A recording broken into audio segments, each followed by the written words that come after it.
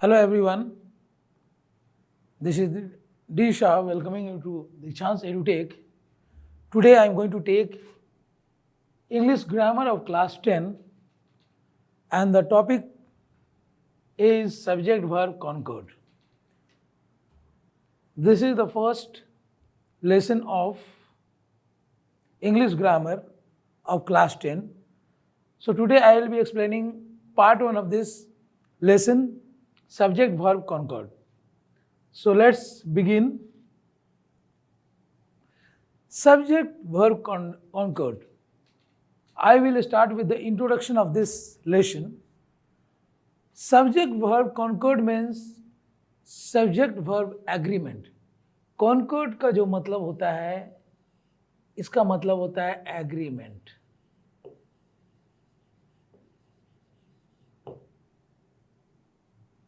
इसका synonym Concord का होता है एग्रीमेंट. समझ लीजिए, मीनिंग है इसका सिनोनिम है, मतलब इसका सेम मीनिंग है. कॉन्कॉर्ड का सिनोनिम है एग्रीमेंट. एग्रीमेंट का मतलब होता है समझौता. इन हिंदी एग्रीमेंट मीन समझौता. तो सब्जेक्ट वर्ब का समझौता होता है और एग्रीमेंट होता है और इसी के अनुसार सेंटेंस बनता है. बिना वर्ब का कोई सेंटेंस नहीं बन सकता है. तो जिस प्रकार सब्जेक्ट का यूज होगा उसी प्रकार वर्ब का भी यूज होगा. तो आइए देखते हैं आगे सब्जेक्ट वर्ब एग्रीमेंट के बारे में. You see the picture, there is the agreement between subject and verb. So here concord means agreement. Already I have told you the meaning of concord is agreement, means samjhauta. So first of all, I will let you know what is subject verb concord. What is subject verb concord? लेकिन उससे पहले बता दूं कि subject किसको बोलते हैं. Subject is the doer of the action. कोई भी कार्य को जो अंजाम देता है उसको सब्जेक्ट बोलते हैं. The subject may be a noun और the subject may be a pronoun. ये जो सब्जेक्ट जो है वो डूअर ऑफ द एक्शन को, कार्य करने वाले को सब्जेक्ट कहा जाता है. वो नाउन भी हो सकता है, प्रोनाउन भी हो सकता है. और जहां तक सब्जेक्ट वर्ब कॉन्कॉर्ड का सवाल है, it is defined as, it refers to the grammatical concept that the subject of a sentence must align with the main verb of the same sentence. ये ग्रामेटिकल कंसेप्ट है, grammar के अनुसार एक concept है जो कि यह कंसेप्ट है कि subject of the sentence must agree with the main verb of the same sentence. ये जो सब्जेक्ट है उसका एग्रीमेंट मेन वर्ब से होना चाहिए सेंटेंस में, तभी जाकर ये सब्जेक्ट वर्ब कॉन्कॉर्ड या सब्जेक्ट वर्ब एग्रीमेंट कहा जाएगा. तो सब्जेक्ट और वर्ब का मिलन होता है, मतलब एग्रीमेंट होता है, तब जाकर सेंटेंस बनता है. In other words, subject and verb must agree with each other in number and person. और सब्जेक्ट और वर्ब दोनों को एग्री होना होगा इन नंबर एंड पर्सन, मतलब singular, plural, first person, second person, third person. ये सारे चीज़ों को देखा जाता है और उसको सब्जेक्ट हो सकता है फर्स्ट पर्सन हो, सेकंड पर्सन हो या थर्ड पर्सन हो, फर्स्ट पर्सन सिंगुलर हो या फर्स्ट पर्सन प्लूरल हो, सेकंड पर्सन सिंगुलर हो सकता है, सेकंड पर्सन प्लूरल हो सकता है, थर्ड पर्सन सिंगुलर हो सकता है और थर्ड पर्सन प्लूरल भी हो सकता है. तो उसके अनुसार वर्ब का यूज होता है. सब्जेक्ट के अनुसार, मतलब सब्जेक्ट का सिंगुलर है या प्लूरल है या कौन सा पर्सन में है, उसको देखते हुए वर्ब का उपयोग किया जाता है. So subject and verb must agree with each other in number and person. Then there can be subject verb agreement. Next, definition of subject. Already I have told you, a subject is the doer of the action in a sentence. एक वाक्य में subject किसको बोलते हैं? Doer of the action, जो व्यक्ति कार्य करता है उसको बोलते हैं डूअर ऑफ द एक्शन.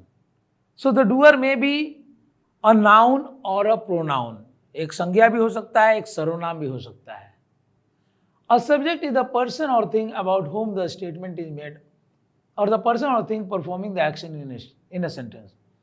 ये सब्जेक्ट जो है ये पर्सन हो सकता है या कोई चीज हो सकता है. It can be a person और थिंग जिसके बारे में स्टेटमेंट दिया जाता है, स्टेटमेंट बनाया जाता है. और द पर्सन और thing performing the action in a sentence. कोई पर्सन या कोई चीज जो एक्शन को परफॉर्म करता है एक सेंटेंस में, जो कार्य को अंजाम देता है एक सेंटेंस में,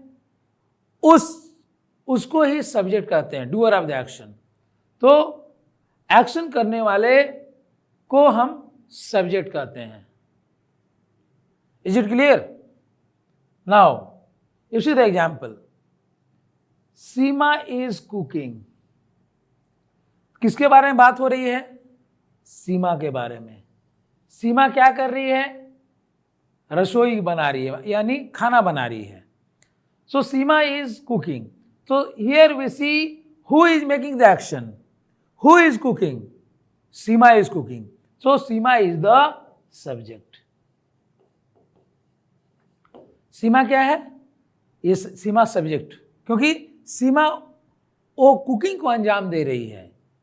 ठीक है, सीमा वो कुकिंग का कार्य कर रही है, इसीलिए सीमा सब्जेक्ट है.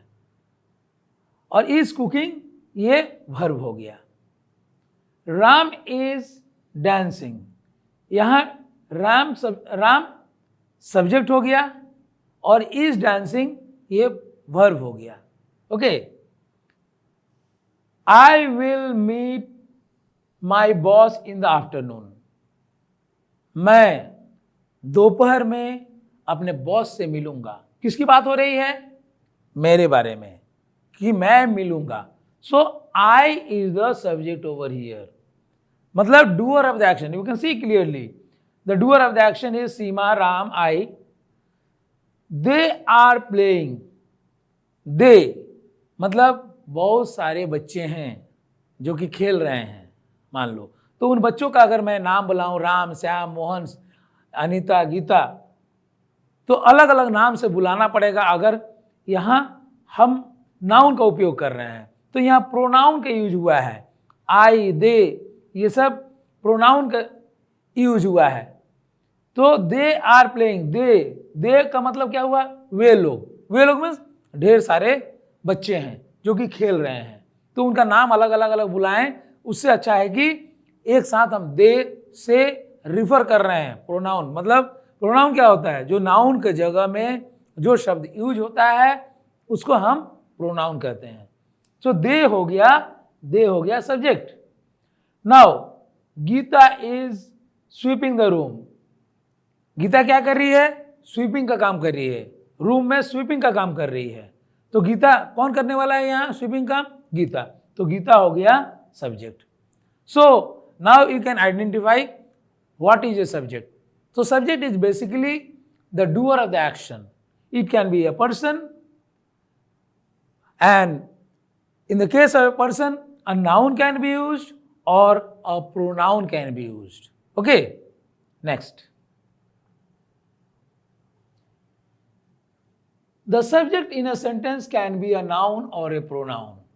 तो पहले ही मैं बता चुका हूं, एक सेंटेंस में सब्जेक्ट या तो नाउन हो सकता है या प्रोनाउन हो सकता है. फॉर एग्जाम्पल, अगर नाउन की बात करें, हम संज्ञा की बात करें, Ram, Mohan, teacher, Mumbai, box, happiness, old age, etcetera. तो राम, मोहन, टीचर, ये सब क्या है? नाउन है. नाउन क्या होता है? It's a naming word. जिस चीज का कोई नाम हो वह हो जाता है नाउन. कोई भी चीज हो, it may be a person, it may be a thing, it may be a feeling, it may be an idea. तो जिस चीज का भी नाम होता है that is noun, and the words used in place of a noun is called pronoun. For example, pronoun का definition देखिए, एग्जाम्पल देखिए, I, me, he, she, himself, herself, you, it, they, that, each, few, many, who, whose, someone, everybody etcetera, ये सब pronoun. तो आई क्या है? Pronoun. मेरे नाम की जगह आई का यूज हुआ है। मी, जैसे ही लाइक्स मी, मुझे पसंद करता है, ही लाइक्स मी, तो मेरे नाम की जगह मी का प्रयोग हुआ है। ही, शी, जैसे राम है, राम की जगह राम नाउन है, उसके जगह हम ही यूज कर लिए, ठीक है। तो मेल में हम लोग ही यूज करेंगे। फीमेल का किसी का नाम है गीता, सीता, तो उसके जगह शी का प्रयोग किया गया है। हिमसेल्फ, हिम से ही हिमसेल्फ होता है, यह भी प्रोनाउन है। He did the work himself, कोई और करने या नहीं आया, स्वयं किया। Herself, she did the work herself. You, तुम। यू गो देयर, हम बोलेंगे राम गो देयर, उसके जगह हम बोल सकते हैं राम के जगह यू गो देयर। तो यू मीन्स तुम या तुम लोग। इट, इट कोई चीज या कोई जानवर के जगह इट का प्रयोग होता है। दे मीन्स बहुत सारे लड़के, they are playing, the boys are playing. हम अगर एक सेंटेंस लिखते हैं द बॉयज आर प्लेइंग,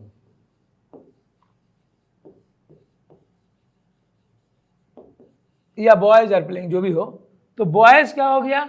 ये नाउन हो गया। तो बॉयज बोलने से ढेर सारे लड़के हैं, बहुत सारे लड़के हैं, तो इन सारे लड़कों को हम डिनोट कर सकते हैं प्रोनाउन से, दे आर प्लेइंग। तो इस नाउन की जगह हम प्रोनाउन का यूज करते हैं। दैट, ईच, जैसे क्लास में ढेर सारे बच्चे हैं, प्रत्येक को, हर एक, ईच मीन्स हर एक बच्चे को 500 रुपये जमा करना है कोई कार्य के लिए। तो सारे बच्चों को हम बोलने जाएंगे, राम तुम 500 रुपये जमा करो, श्याम तुम 500 रुपये जमा करो, सीता तुम 500 रुपये जमा करो, गीता तुम 500 रुपये जमा करो। तो इन सबको करना है। Each of the boys, each of the girls, each of the students have to pay 500 rupees. तो ईच का प्रयोग कर लेंगे, मतलब हर एक को, सबका नाम अलग अलग बोलना नहीं होगा।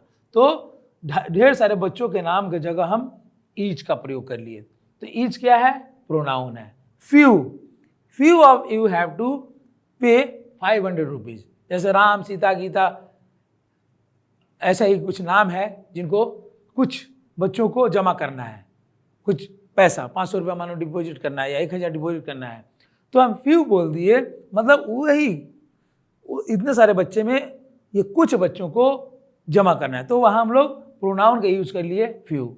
वैसे ही मेनी भी प्रोनाउन के रूप में यूज होता है।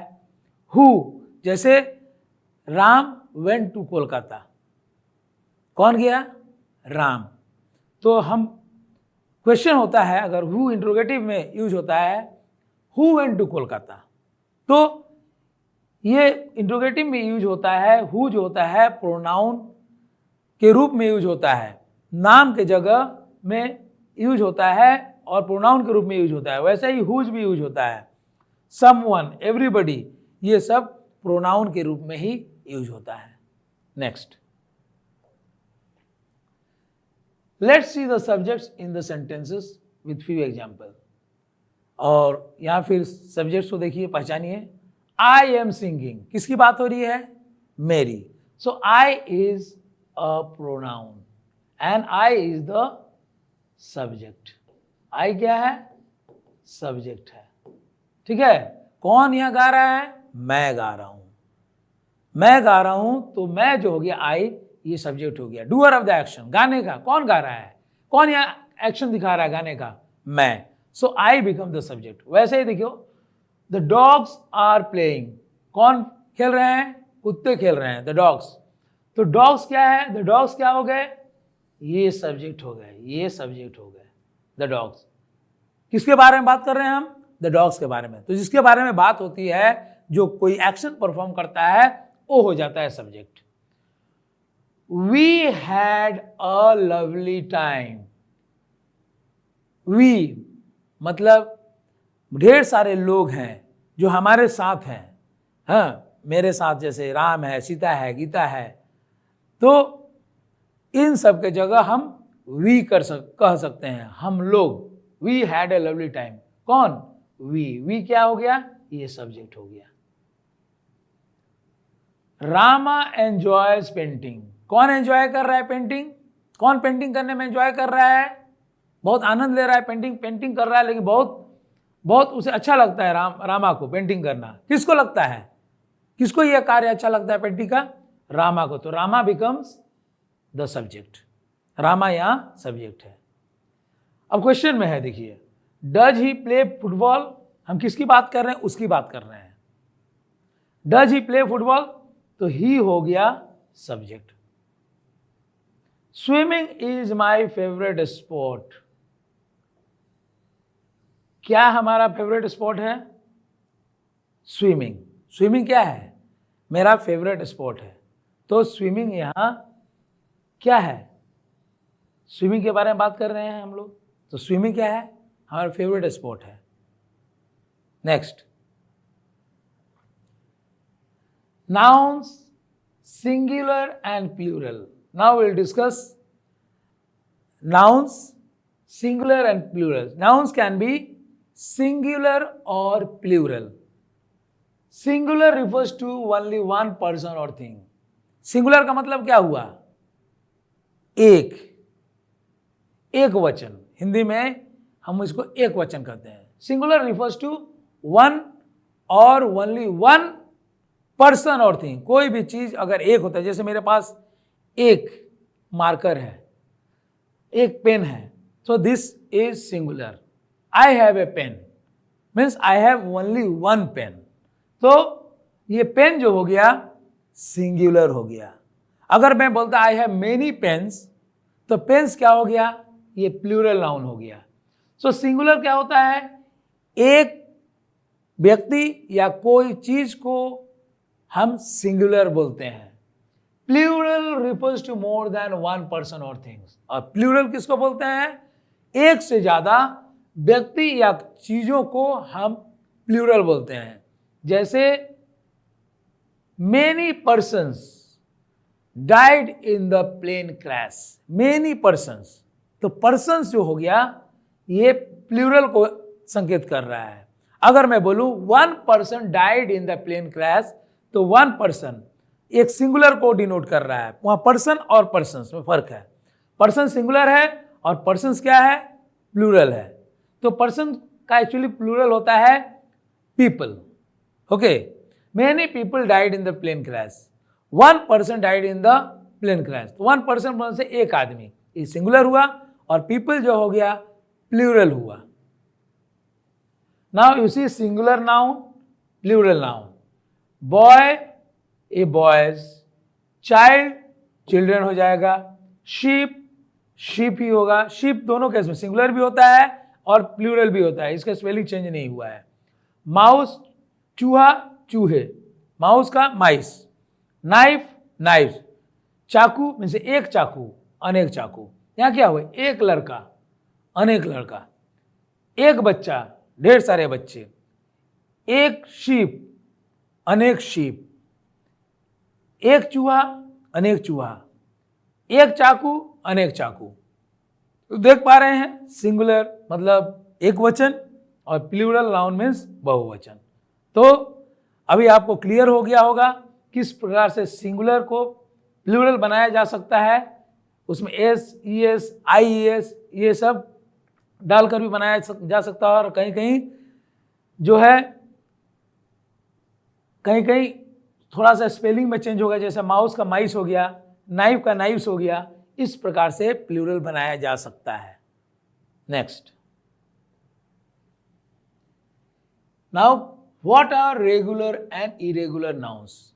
रेगुलर और इरेगुलर नाउन्स क्या है, ये आप समझ लेंगे सिंगुलर और प्लूरल इसका, तो आपको बिल्कुल दिक्कत नहीं होगा। सिंगुलर और प्लूरल नाउन्स के बारे में समझने में बिल्कुल दिक्कत नहीं होगा। तो इसमें भी कुछ कैटेगराइज किया गया है, रेगुलर नाउन्स और इरेगुलर नाउन्स। तो इसको क्लियरली आप समझेंगे। Regular nouns are those nouns whose spelling do not change even when there is a change in number. Regular nouns उन nouns को कहा जाता है, उस संज्ञा को कहा जाता है जिसका स्पेलिंग बिल्कुल बदलता नहीं है अगर नंबर बदलता है, संख्या बदलता है। मतलब सिंगुलर का हम प्लूरल करेंगे तो इसका स्पेलिंग नहीं बदलेगा, स्पेलिंग वैसे ही रहेगा, एस लगाएंगे, ईएस लगाएंगे या आईएस लगा देंगे, उसके साथ चेंज होगा तो। लेकिन there is change, when there is change in number the spelling do not change, spelling वही रहेगा, सिर्फ उसमें एस, ईएस और आईएस लग जाएगा। They end with S, ES और IES if they are in plural form. अगर उसको प्लूरल फॉर्म में हम चेंज करेंगे तो उसमें एस, ईएस और आईएस लगाएंगे। So now see the examples. Singular की, कीज, एस लगा दिए, प्लूरल हो गया। गर्ल, गर्ल्स, गर्ल में एस लगा दिए, प्लूरल हो गया।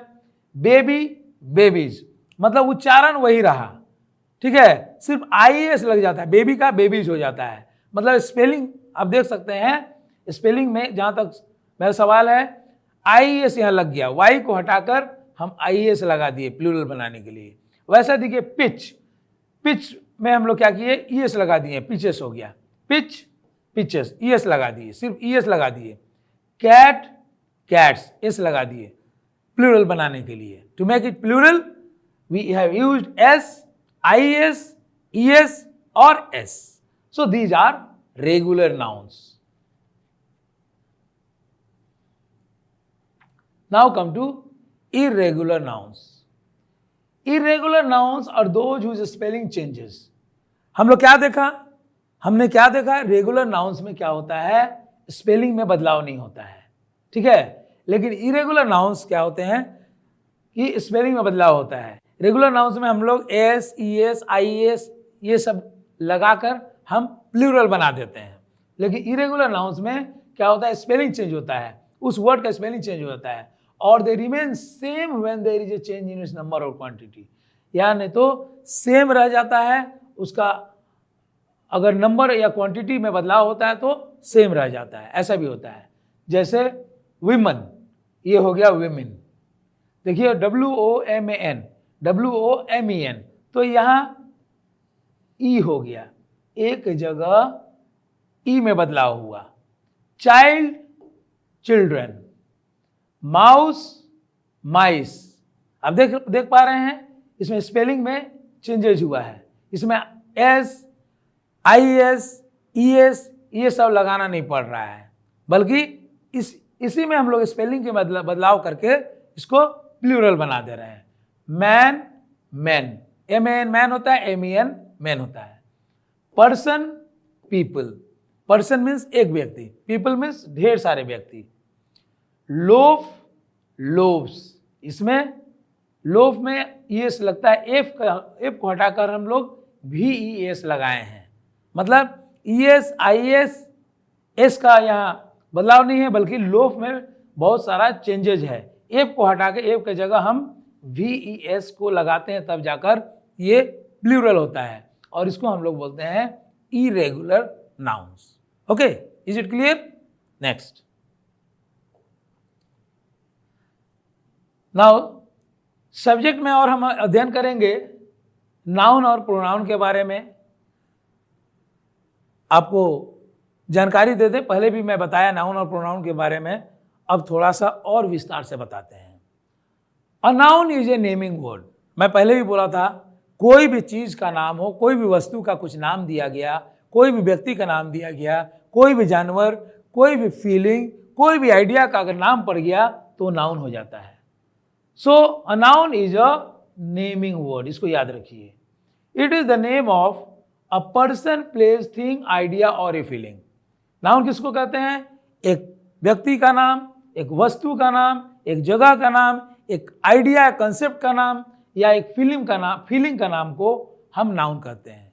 हम अपने मन से जो भावनाएं आती है उसका भी कोई नाम है तो नाउन हो जाता है। For example, Ram, Chennai, bat, happiness, intelligence. देख पा रहे हैं, राम एक व्यक्ति का नाम है, चेन्नई क्या है, एक जगह का नाम है, बैट एक वस्तु का नाम है, हैप्पीनेस एक आइडिया या फीलिंग का नाम है, इंटेलिजेंस भी एक आइडिया या फीलिंग का नाम है। तो आप देख पा रहे हैं किस प्रकार नाउन के एग्जाम्पल्स को देखकर आपको बिल्कुल क्लियर हो जाएगा कि नाउन क्या है। Noun is a naming word, नाम है, एक फीलिंग का भी नाम है, आइडिया का भी नाम है, थिंग का भी नाम है, प्लेस का भी नाम है, पर्सन का भी नाम है। Now come to pronoun. A pronoun is a word use in place of a noun.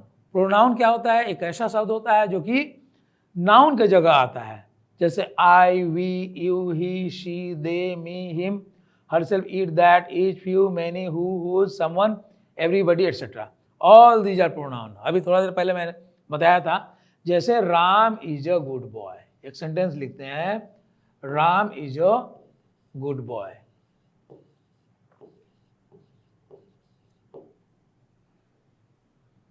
तो राम के जगह हम लिख सकते हैं, क्योंकि ये मेल है, he is a good boy, he is a good boy. तो यहां देख पा रहे हैं इस राम के जगह ही आ जाता है, ये प्रोनाउन का यूज होता है। राम नाउन के जगह प्रोनाउन का यूज होता है, राम को हटाकर हम ही प्लेस कर दिए। वैसे ही Sita is a good girl, Sita की जगह हम लिख सकते हैं she is a good girl, अगर हमें प्रोनाउन का यूज करना है तो। Next, noun. आप इससे पहले वर्ब्स के बारे में देखे थे, आप इससे पहले क्या देखे थे एक बार फिर से मैं बता दूं।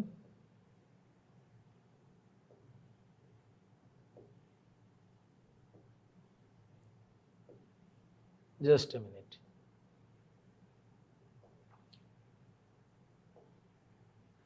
रेगुलर नाउन्स के बारे में बताया था, इरेगुलर नाउन्स के बारे में बताया था, तो ये सिंगुलर और प्लूरल कॉन्टेक्स्ट में बताया था, और इसी को फिर से बताया गया है। Nouns are of two types, regular noun and irregular noun। ये दोनों के बारे में बता चुके हैं, फिर से एक बार बता रहे हैं। Regular nouns are those whose spelling do not change even when there is a change in its number। तो रेगुलर नाउन्स क्या है? वो नाउन्स होते हैं जिसका स्पेलिंग चेंज नहीं होता है अगर उसकी संख्या में बदलाव होता है। They end with s, es और is when they are in plural form। जब प्लूरल फॉर्म में होता है तो एस, ईएस और आईएस से खत्म होता है। जैसे बोट, बोट्स, एस से खत्म हुआ, सिटी, सिटीज, आईएस, वाई बदल का आईएस लगा है, पिच, पिचेस, उसमें ईएस लगा। तो इसके बारे में हम चर्चा कर चुके हैं, फिर से एक बार चर्चा कर रहे हैं। Next, irregular nouns are those whose spelling changes और they remain same when there is a change in its number और क्वांटिटी। इरेगुलर नाउन्स क्या होते हैं? वो नाउन्स होते हैं जिसका स्पेलिंग बदलता है या नहीं तो सेम रह जाता है अगर उसमें उसका नंबर और क्वांटिटी में बदलाव होता है। सिंगुलर, अगर प्लूरल नाउन्स की बात करते हैं तो हो सकता है उसका स्पेलिंग में बदलाव हो या सेम स्पेलिंग रह सकता है। For example, women, women, deer, deer, मतलब हिरन, डियर जो है ये सिंगुलर में भी यूज होता है और प्लूरल में भी यूज होता है, यहाँ कोई बदलाव नहीं हुआ, तो ये इरेगुलर नाउन्स में ही आता है। मैन, मैन, तो ये इरेगुलर नाउन, देखिए स्पेलिंग में बदलाव हुआ, अभी थोड़ा देर पहले मैं बताया था आपको इसके बारे में। Next, pronoun. A pronoun is a word which takes place instead of a noun. फिर से एक बार जान लीजिए, प्रोनाउन के बारे में बता चुका हूं। ये प्रोनाउन क्या होता है? एक ऐसा शब्द होता है जो कि नाउन के जगह, संज्ञा के जगह इसका उपयोग होता है। For example, she is a girl, they are poor, who is dancing, everyone is happy. She हो गया प्रोनाउन, दे हो गया प्रोनाउन, हु हो गया प्रोनाउन, एवरीवन ये भी प्रोनाउन हो गया। तो इस संज्ञा की जगह इन शब्दों का उपयोग हुआ है, इसीलिए ये प्रोनाउन कहलाते हैं। Next, what are verbs? Now we will know what are verbs. Verbs are the action words in a sentence that describes the actions of a subject। तो verb का सिंपल डेफिनेशन होता है, verbs are action words, verbs are action words and they describe the actions of a subject। मतलब किसी भी doer, किसी भी subject के एक्शन को ये डिफाइन करता है verb, उसके बारे में डिस्क्राइब करता है। जैसे राम इज प्लेइंग, कौन खेल रहा है? राम। राम क्या एक्शन दिखा रहा है? खेलने का। ठीक है, तो इसमें आर प्लेइंग क्या हो गया? ये एक्शन हो गया। जैसे हम लिखते हैं Ram is playing,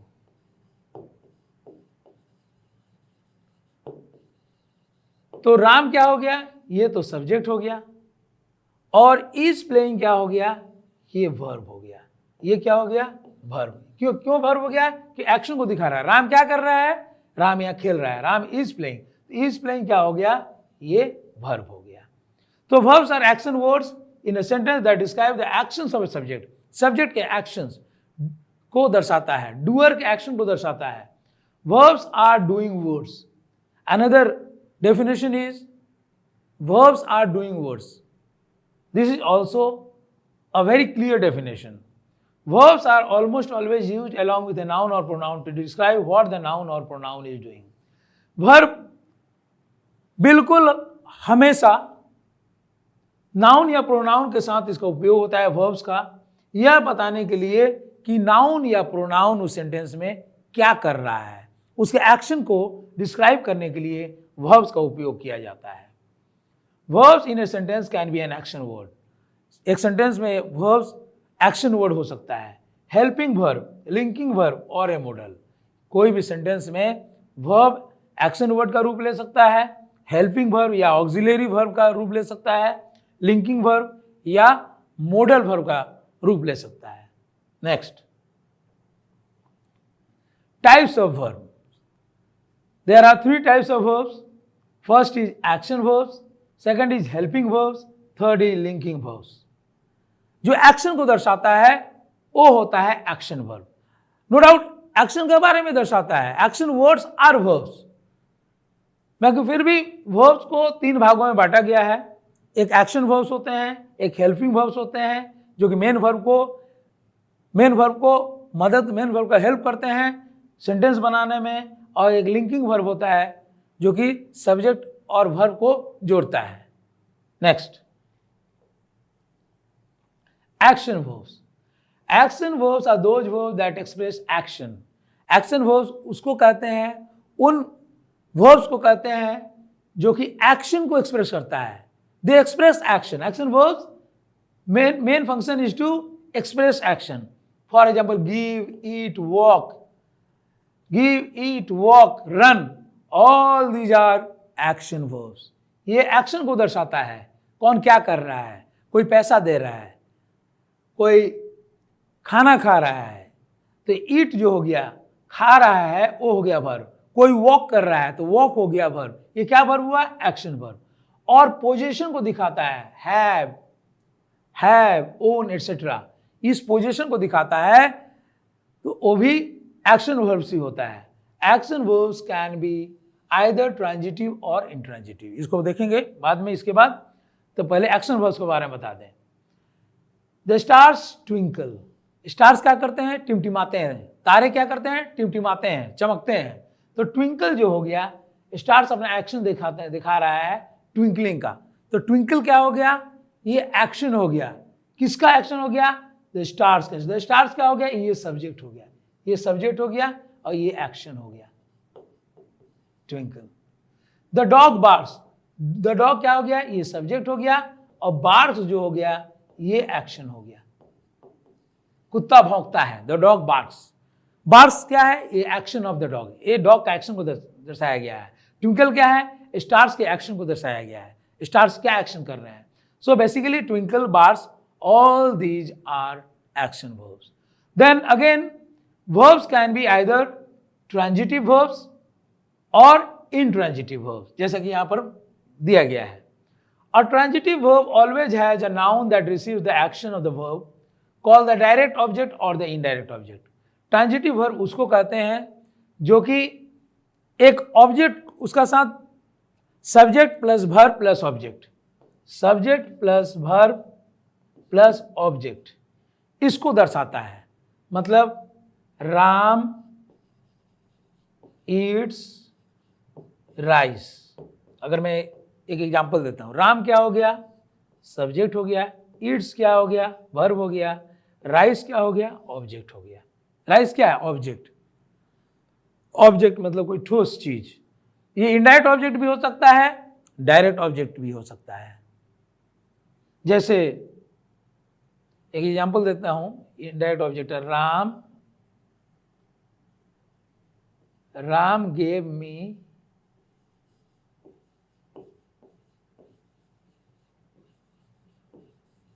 my car. Ram मेरा कार लेके गया था और मुझे दे दिया, गेव मी माई कार। तो माई कार क्या हो गया, ये डायरेक्ट ऑब्जेक्ट हो गया। देखिए बेटा बच्चों, अगर मैं लिखता हूं राम गेव माई कार, तो माई कार क्या हो गया, डायरेक्ट ऑब्जेक्ट, और मी क्या हो गया, ये इनडायरेक्ट ऑब्जेक्ट है। राम ने मुझे कार दिया, राम ने कार दिया, मेरा कार दिया, लौटा दिया, लेकिन किसे दिया, मुझे दिया। ठीक है, ऐसा हो सकता है Ram gave him my car, वो किसी और को भी दे सकता है, तो यहां हिम हो जाएगा। Ram gave him my car, मेरा कार राम ने किसी और को दे दिया, तो हिम हो जाएगा इनडायरेक्ट ऑब्जेक्ट। तो ये डायरेक्ट ऑब्जेक्ट हो गया, ये इनडायरेक्ट ऑब्जेक्ट हो गया। तो ट्रांजिटिव वर्ब में क्या होता है, subject plus verb plus object. हमेशा ऐसा ही ट्रांजिटिव वर्ब का स्ट्रक्चर होता है। ठीक है, इसमें जो वर्ब होता है ट्रांजिटिव वर्ब क्यों कहलाता है, क्योंकि इसका साथ ऑब्जेक्ट है। ठीक है, for example, Shilpa raises her hand. Shilpa raises her hand, Shilpa क्या रेज कर रही है, her hand. Her hand is the object over here, raises is the verb over here, Shilpa is the subject. तो इसमें ऑब्जेक्ट है, शिल्पा रेजेज हर हैंड, अपना हाथ उठाती है, तो हर हैंड क्या हुआ, ऑब्जेक्ट हो गया। तो जिसमें ऑब्जेक्ट होता है तो वो वाला वर्ब क्या हो जाता है, ट्रांजिटिव वर्ब। ये ट्रांजिटिव वर्ब हो जाता है। जिस सेंटेंस में जो वर्ब के साथ ऑब्जेक्ट रहता है वह हो जाता है ट्रांजिटिव वर्ब। वो इनडायरेक्ट ऑब्जेक्ट हो या डायरेक्ट ऑब्जेक्ट हो, कोई फर्क नहीं पड़ता है। अगेन इसी, रामा किल्ड रावणा। रामा क्या है, सब्जेक्ट हो गया, किल्ड हो गया वर्ब, रावणा क्या हो गया, ऑब्जेक्ट। रावणा एक व्यक्ति का नाम है नो डाउट, लेकिन यहाँ सब्जेक्ट कौन है, रामा। रामा ने रावणा को मारा है, तो यहाँ ऑब्जेक्ट कौन है, रावणा। रामा मारने वाला है, किसको मारने वाला है, रावणा को, तो रावणा ऑब्जेक्ट हो गया और किल्ड वर्ब हो गया। तो ये रावणा क्योंकि ऑब्जेक्ट हो गया, ये किल्ड जो है ये ट्रांजिटिव वर्ब है। The verb here is raises. यहां वर्ब क्या है, raises. Her hand is the object receiving the verbs action. यहां पर देखिए हर हैंड जो है ये वर्ब का एक्शन इसको मिल रहा है, वर्ब का एक्शन मिल रहा है। Therefore raises is a transitive verb. Clear हो गया, हमें उम्मीद है कि ये ट्रांजिटिव ट्रांजिटिव क्लियर हो गया होगा, एक्शन वर्ब्स क्लियर हो गया होगा। और अब चलते हैं एक्शन वर्ब्स का ही एक और रूप है इनट्रांजिटिव वर्ब, उसको देखते हैं। Intransitive verb, an intransitive verb never has a direct और इनडायरेक्ट ऑब्जेक्ट। इनट्रांजिटिव वर्ब में कोई ऑब्जेक्ट नहीं होता है, it doesn't contain any object. There may not be, there won't be a direct or indirect object in an intransitive verb। मतलब कोई object ही नहीं होता है, इनडायरेक्ट ऑब्जेक्ट हो या डायरेक्ट ऑब्जेक्ट हो, कोई ऑब्जेक्ट नहीं होता है। Although an intransitive verb may be followed by an adverb or adverbial phrase, there is no object to receive its action। हालांकि एक इंट्रांजिटिव वर्ब में verb may be followed by an adverb, उसके आगे adverb या adverbial phrase उसके साथ आ सकता है।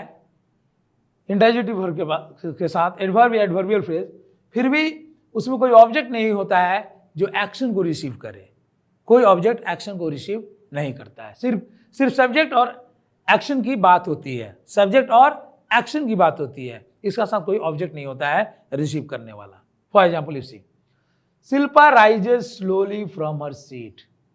Shilpa rises slowly from her seat, अपने सीट से वो धीरे धीरे उठती है। So there is no object, ऐसा कुछ नहीं दिखा। जैसे मैंने बोला रामा किल रावणा, रामा का एक्शन होता है रावण पर, यहां कोई एक्शन नहीं होता है शिल्पा का, उसके सीट पर कोई एक्शन नहीं होता है, शिल्पा स्वयं उठती है अपने सीट से, तो इसमें कोई ऑब्जेक्ट नहीं है, इसीलिए ये इनट्रांजिटिव वर्ब कहलाएगा। राइजेस क्या है, ये इनट्रांजिटिव वर्ब कहलाएगा। The verb is rises, the phrase slowly from her seat modifies the verb. Slowly क्या होता है, ये वर्ब को मॉडिफाई करता है। स्लोली क्या है, एडवर्ब है और ये वर्ब को मॉडिफाई करता है। But no object receives the action, कोई ऑब्जेक्ट एक्शन रिसीव नहीं करता है शिल्पा का। शिल्पा का कोई ऑब्जेक्ट, शिल्पा का एक्शन कोई ऑब्जेक्ट रिसीव नहीं करता है। Means there is an absence of an object in this sentence, so it cannot be called a transitive verb, rather it is an intransitive verb. Therefore the word rises is an intransitive verb. तो rises जो शब्द है ये intransitive verb है क्योंकि इस sentence में कोई ऑब्जेक्ट नहीं है। I hope it's clear. Next,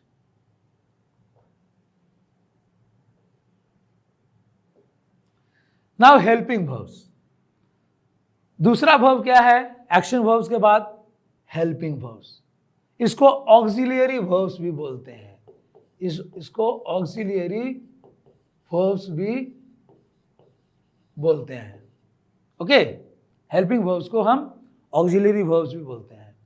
helping verbs are those verbs who help और सपोर्ट द मेन वर्ब्स। मैं पहले शुरुआत में ही मैंने बताया था, शुरू में ही, कि हेल्पिंग वर्ब्स और auxiliary verbs are those verbs who help the main verbs to form sentences. Main verbs को मदद करता है सेंटेंस बनाने के लिए, उसको सपोर्ट करता है मेन वर्ब्स को। कौन? Helping verbs. Helping verbs help to express tense और मोडालिटी। हेल्पिंग वर्ब्स क्या करता है, टेंस या मोडालिटी को भी एक्सप्रेस करता है।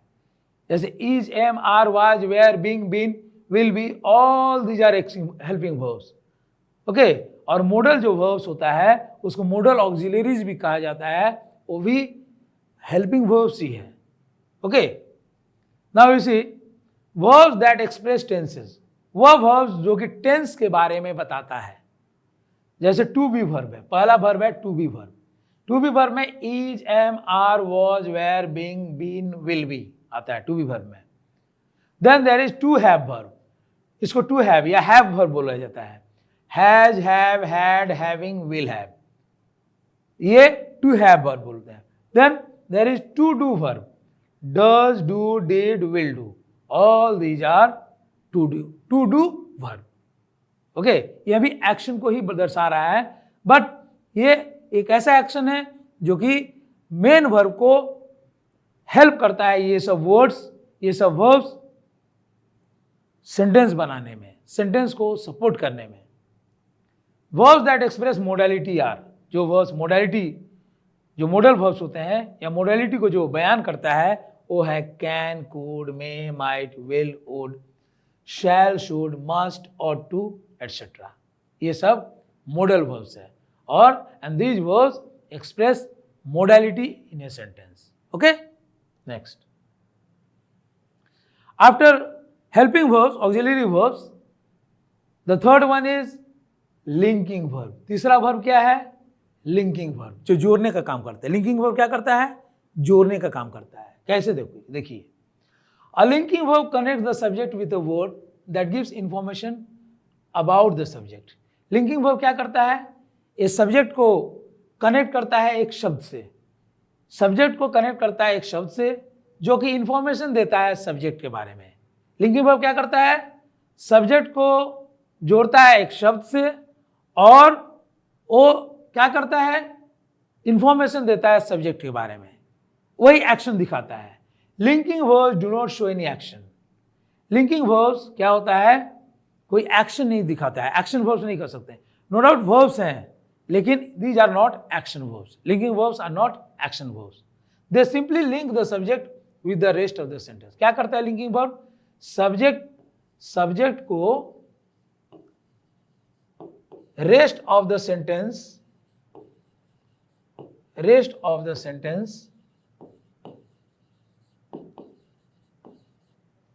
से जोड़ देता है। लिंकिंग वर्ब क्या करता है? ये लिंकिंग वर्ब